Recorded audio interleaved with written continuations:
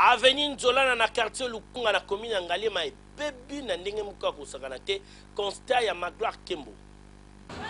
Soki kaka okiti na pompage po banda kokende ba kote ya Malweka okomona ke nzela échanger. Kote ya Malweka nzela eza ya kobeba surtout na bamvula oyo euti kobeta mituka eza na difficulté ya koleka koto oyo mingi moto kasi ba moto yango pe ezobebisa batu ba incompréhension population balobi ebele pona nzela na bango. C'était la souffrance. Comment t'as pas ni bodo moi ou t'es pourquoi ce pas côté 5 chantiers on peut pas me jeter quand ba kuna pas besoin de côté c'est un programme les un programme nzelo liboso mais to tika la sima déchet ba finga kama lwe ka fona ba koma ngote donc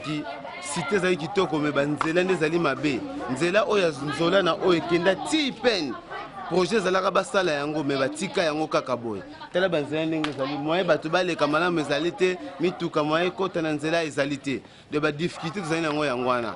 de tozosenge pa bakonzi ya mboka batele biso likambo oyo banzela oyo bakote ya Malweka oyo population ekoma ya makasi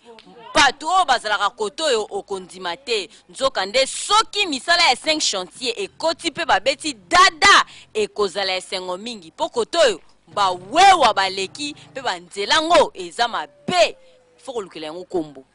match ya mabe.